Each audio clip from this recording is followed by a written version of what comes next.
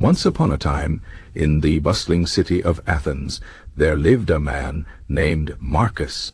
He was not a king or a warrior, but a simple merchant who sold olive oil in the marketplace. Every day Marcus faced the same struggles: angry customers, unfair prices, and the constant noise of the city. But unlike the others around him, Marcus never lost his temper. He remained calm, no matter how much pressure he faced. People often wondered how he did it. The secret was simple. Marcus was a Stoic. Marcus had learned the teachings of Stoicism from an old philosopher who once visited the market. The philosopher had told him that life would always throw challenges his way, but his power lay not in changing the world, but in changing how he saw the world. You cannot control what happens to you, the philosopher had said, but you can always control how you respond. At first, Marcus didn't understand. How could he stay calm when everything around him was chaos? But he decided to trust the wisdom of the Stoics and practice their way of thinking. One day, a terrible storm struck Athens. The winds were so strong that they destroyed many market stalls, including Marcus's. His jars of olive oil shattered, and his earnings for the month were lost. Other merchants screamed in frustration, cursing the gods and their bad luck.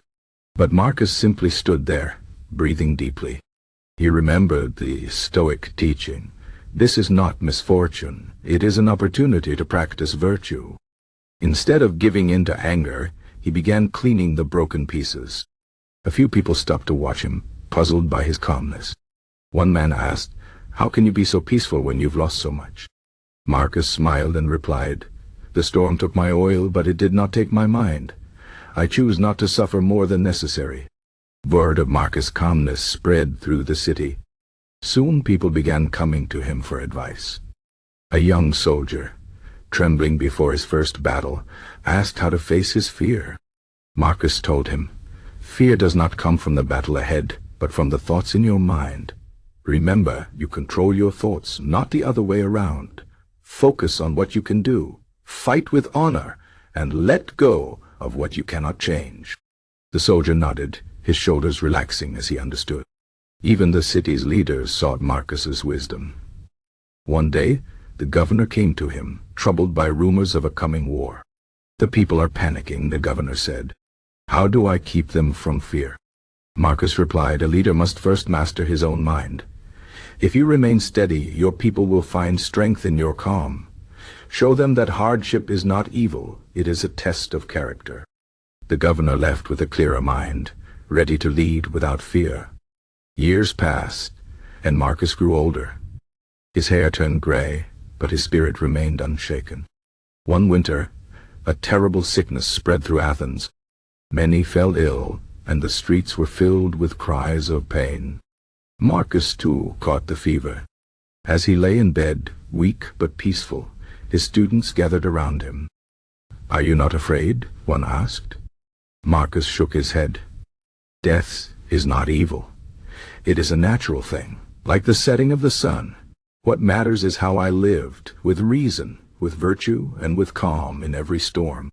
When Marcus finally closed his eyes, the city mourned. But they did not mourn with despair. Instead, they remembered his teachings. They spoke of how he had faced every hardship with unshakable calm, how he had shown them that true strength comes from within. His legacy was not in the olive oil he had sold, but in the wisdom he had shared, the Stoic way to stay calm under pressure. And so, the people of Athens carried his lessons forward. Whenever life became difficult, they asked themselves, what would Marcus do? They remembered that pressure and pain were not the problem.